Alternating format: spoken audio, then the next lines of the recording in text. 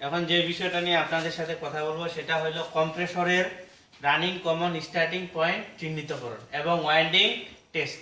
ঠিক আছে, আজকের ক্লাসটা থেকে আমরা জানতে পারবো কম্প্রেসরের কোনটা রানিং, কোনটা কমন, কোনটা স্টার্টিং। ঠিক আছে, এবং ওয়াইন্ডিং টেস্ট। আর দ্বিতীয়ত হলো আমরা রিলে ওভারলোড, অর্থাৎ এই যে কম্প্রেসরকে চালু করার জন্য যে রিলে ব্যবহার করা হয় এবং কি রক্ষা করানোর জন্য যে ওভারলোড প্রোটেক্টর ব্যবহার করা, এটা সংযোগ শিখব। তো প্রথমে আসতেছে কি রানিং কমন স্টার্টিং চিহ্নিত করেন। আমরা জানি যে কয়েল দুইটা, একটা স্টার্টিং কয়েল আর একটা রানিং কয়েল। দেখেন এখানে কয়েল কয়টা? দুইটা, তাই না? এটা রানিং কয়েল আর একটা হলো স্টার্টিং কয়েল। এই একটা কয়েলের প্রান্ত হলো দুইটা, ঠিক আছে? একটা শুরু একটা শেষ, একটা শুরু একটা শেষ। এই যে এই দুই প্রান্তকে, দুইটা কয়েলের একটা করে প্রান্তকে জুড়ে দিয়ে করা হয় কমন। কমন এটা হলো পয়েন্ট, ঠিক আছে? কমন পয়েন্ট, ঠিক আছে? কথা কম বলি, কমন পয়েন্ট। তো এইখান থেকে এখানে রেজিস্ট্যান্স 15, তাই না? আবার এখান থেকে এখানে রেজিস্ট্যান্স ছিল কত আমাদের? 20। কিন্তু আমরা যদি এখান থেকে আর এখানে মাপি তাহলে কত হবে আমাদের? 35। এখন এই চিত্র আর এই চিত্র কিন্তু কি একই। এটা যেমন ঘুরায়া এভাবে দিছি, এটা কি দিছি? সোজা দিছি। এই যে একটা কয়েল, ঠিক আছে? রানিং কয়েল, তারপরে কি স্টার্টিং কয়েল। একটু কাছাকাছি নেন, কাছাকাছি নিয়ে আসেন, ঠিক আছে? আপনারা যদি দেখেন যে দেখেন এটা হলো কি রানিং কয়েল আর এটা হলো স্টার্টিং কয়েল। এটাও ঠিক তেমন ছিল, ঠিক আছে?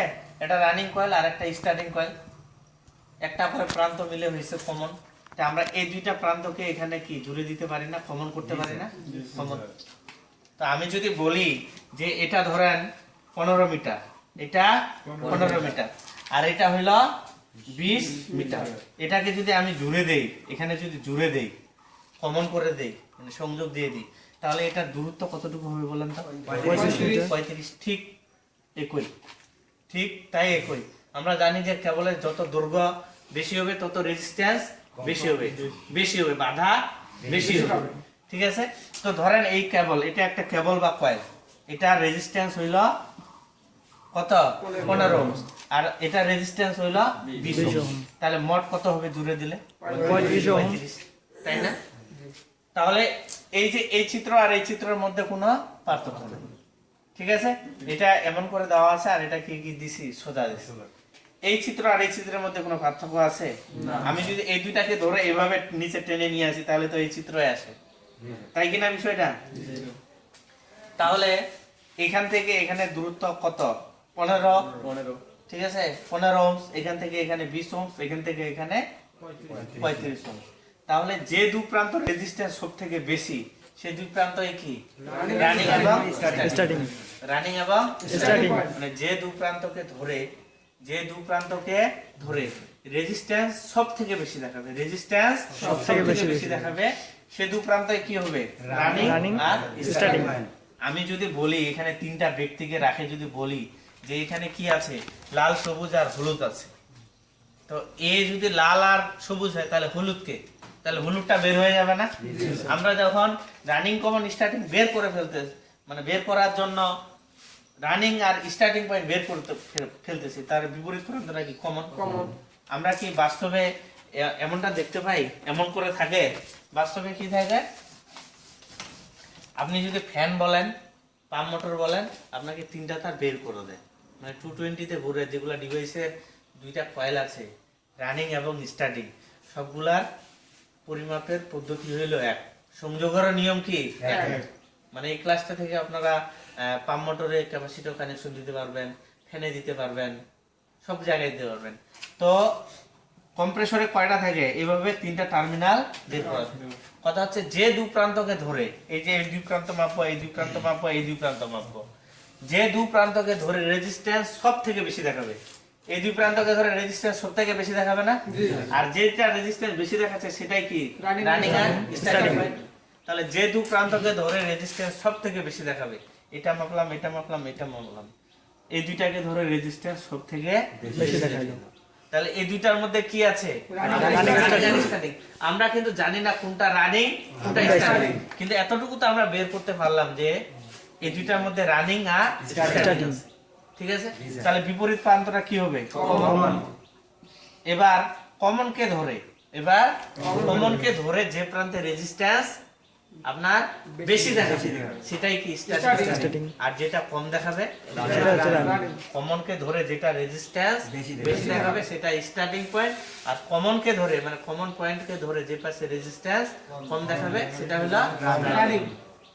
বিষয়টা কি ক্লিয়ার? আর যদি আপনারা সিরিজ টেস্ট ল্যাম্প দিয়ে মাপেন, এখন সিরিজ টেস্ট ল্যাম্প দিয়ে বলছে রেজিস্ট্যান্স সব থেকে বেশি, তার মানে কি বাধা বেশি, তাহলে সিরিজ টেস্ট ল্যাম্পের বাতিটা সব থেকে কম জ্বলবে। যদি সিরিজ টেস্ট ল্যাম্প দিয়ে আমরা পরীক্ষা করি তাহলে এটাই হবে, যে দুই প্রান্তকে ধরে সিরিজ টেস্ট ল্যাম্পের বাতিটা সব থেকে কম জ্বলবে সেই দুই প্রান্তে কি হবে? Running are starting.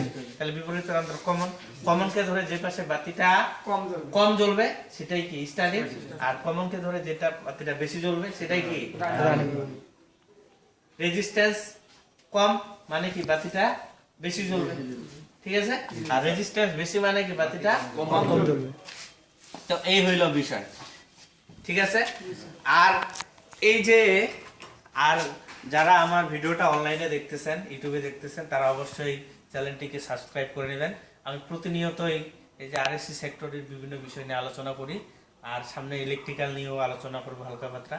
তো এখন কি চালু করার বিষয়, তাই না? চালু করার বিষয় 3টা পয়েন্ট, তাই না? 3টা পয়েন্ট। আরেকটা জিনিস আপনাদের আমি বুঝাই, যে সেটা হলো এই যে একটা কয়েল না, এই দুইটা কয়েল না, একটা করে প্রান্ত মিলে কি হয়ে যায়? কমন। একটা করে প্রান্ত মিলে কি হয়ে যায়? কমন। তাহলে কমনে আপনি আর লাইন দিয়ে দিলেন, কি দিয়ে দিলেন? লাইন অথবা ফেজ দিয়ে দিলেন। এখন আমাদের নিউট্রাল সংযোগ দিতে হবে, তাই না? আমরা জানি ক্যাপাসিটরে কয়টা প্রান্ত বলেন তো? দুইটা প্রান্ত। ক্যাপাসিটরের প্রান্ত কয়টা? দুইটা। আমরা কি রানিং কমন স্টার্টিং বের করছি? বের করছি। ধরেন এটা কি, এটা স্টার্টিং আর এটা কি রানিং, ঠিক আছে। তাহলে একটা কথায় যাবে স্টার্টিং এ আর একটা যাবে রানিং এ, মানে কমনে কি দিয়ে দিলাম? লাইন দিয়ে দিলাম। এখন আমাদের ক্যাপাসিটর সংযোগ দিতে হবে, তাই কি না? আমাদের যে ক্যাপাসিটরের দুই প্রান্ত আছে সেটা কোথায় দিব? একটা স্টার্টিং এ দিব আর একটা রানিং এ দিব। এখন আমাদের নিউট্রাল তারটা সংযোগ দিতে হবে না? নিউট্রালটা যায় রানিং এ লাগাই, ফ্যানটা কি ঘুরবে। কথাটা কি বোঝা গেছে? এবার যদি এমন হয় 4টা তার বের করা আছে, কয়টা? 4টা তার বের করা আছে। তাহলে ধরেন এই দুইটা মিলে হলো একটা কয়েল, এই দুইটা মিলে হলো একটা কয়েল। তাহলে কি এটার সাথে এটা রেজিস্ট্যান্স দেখাবে? দেখাবে না। এটা দুইটার সাথে দেখাবে? তাহলে এই দুইটা মিলে হইলো একটা কয়েল, ঠিক আছে, আর এই দুইটা মিলে হইলো একটা কয়েল। এই যে দুইটা কয়েলের একটা করে প্রান্তকে মিলে কি করে দিবেন? কমন, ঠিক আছে। তাহলে এটা কমন। তাহলে ক্যাপাসিটরে কয়টা প্রান্ত? দুইটা। প্রথমে কমন বের করলেন, তারপরে কি করবেন?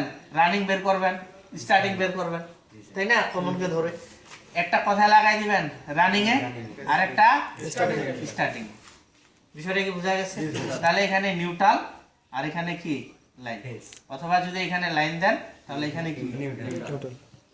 বোঝা গেছে কি জিনিসটা?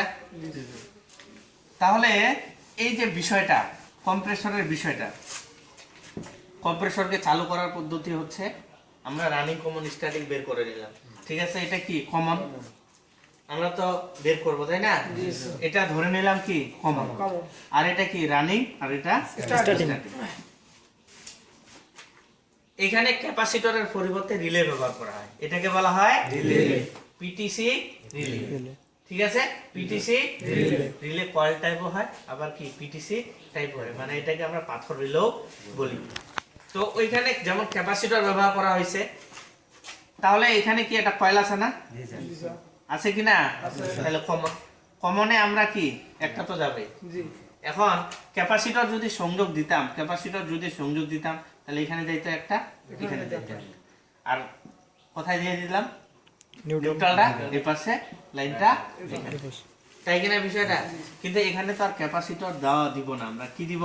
PTC relay. পিটিসি রিলে, এই যে পিটিসি রিলে যে দুইটা প্রান্ত আছে, পিটিসি রিলের যে দুইটা প্রান্ত আছে, এই দুই প্রান্ত চলে যাবে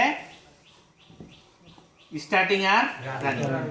এই যে রিলেটা এইভাবে লাগাই দেব, রিলেটা এইভাবে কি লাগাই দেব, ঠিক আছে। এখন দেখেন এই পাশেও একটা পয়েন্ট আছে, এই পাশেও একটা পয়েন্ট আছে। এখন আমরা এই পাশে দেব না এই পাশে দেব? কোন পাশে দেব? রানিং এর পাশে না স্টার্টিং এর পাশে? সাপ্লাইটা রানিং এর পাশে। তাহলে এটা লাগাই দিয়ে আমরা কথা থেকে লাইনটা দিব এখানে, অর্থাৎ এখানে তো আর দেওয়া যাবে না, রিলেটার এই যে এখানে দিতে হবে, ঠিক আছে। এটা কি লেগে যায় না? রিলেটা লাগাই দিয়ে দেখছেন না? তাহলে এটা লাগাই দিয়ে আমরা কোন পাশে সংযোগ দেব? স্টার্টিং এর পাশে না রানিং এর পাশে? রানিং এর পাশে। রানিং এর পাশে। আর লাইনটা এখানে দিয়ে দিলাম, ঠিক আছে। আর নিউট্রালটা এখানে। কথাটা কি বোঝা গেছে? কথা হচ্ছে ডাইরেক্ট এখানে লাগা হয় না, ডাইরেক্ট এখানে লাইন লাগাই দেওয়া হয় না, একটা কি লাগা হয়? Overload protector. ওভারলোড প্রোটেক্টর মানে ওএলপি, কি সংক্ষিপ্ত আকারে কি? ওএলপি, ওভারলোড প্রোটেক্টর, ঠিক আছে। এটার কাজটা কি? কাজটা হচ্ছে যে voltage up down, high voltage low voltage, voltage up down, high voltage low voltage, এর কারণে কম্প্রেসর মানে যে স্টার্টিং কারেন্ট যে বৃদ্ধি পায়, এটা থেকে কম্প্রেসর পুড়ে যেতে পারে। মানে high voltage low voltage, voltage up ডাউনের কারণে কম্প্রেসর পুড়ে যেতে পারে। এটা থেকে সে কি করে? রক্ষা করে। যদি সে হাই ভোল্টেজ, ঠিক আছে, লো ভোল্টেজ, ভোল্টেজ আপ ডাউন পায়, তখন সেটা কি করে রাখে? ডিসকানেক্ট করে রাখে, ঠিক আছে। পুড়ে যাওয়ার হাত থেকে রক্ষা করে। প্রথমত এটা এখানে লাগাবো, তারপরে কি এটা এখানে লাগাবো, তারপরে কোন পাশে সংযোগ দেব? রানিং এর পাশে। আর যদি ক্যাপাসিটর হইতো তাহলে আমরা কি করতাম? মানে ভিতরে রিলেটার গঠনটা হলো এইরকম, ঠিক আছে। রিলেটার গঠনটা হলো এরকম, এই যে এখানে। এর সাথে দেখবেন এখন ওয়ালটনের কম্প্রেসর গুলোতে ক্যাপাসিটরও আছে, তাই না? এই যে এখানে ক্যাপাসিটরও আছে, এখানে রিলেও আছে, ক্যাপাসিটরও আছে, বুঝতে পারছেন? রিলেও আছে, ক্যাপাসিটরও আছে। এখন যদি ক্যাপাসিটর এটার সাথে সংযুক্ত করতে চান, তাহলে ক্যাপাসিটরের কি দুইটা প্রান্ত না? আর ক্যাপাসিটরের প্রতীক হলো কি এটা, ঠিক আছে। এই যে একটা প্রান্ত, দুইটা প্রান্ত, একটা চলে যাবে স্টার্টিং এ আর একটা চলে যাবে রানিং এ। এটা হলো রিলে প্লাস ক্যাপাসিটর। ক্লিয়ার? তাহলে আমরা রানিং কমন স্টার্টিং বের করতে পারবো না। আর অবশ্যই চ্যানেলটিকে সাবস্ক্রাইব করে নেবেন। এই পর্যন্তই।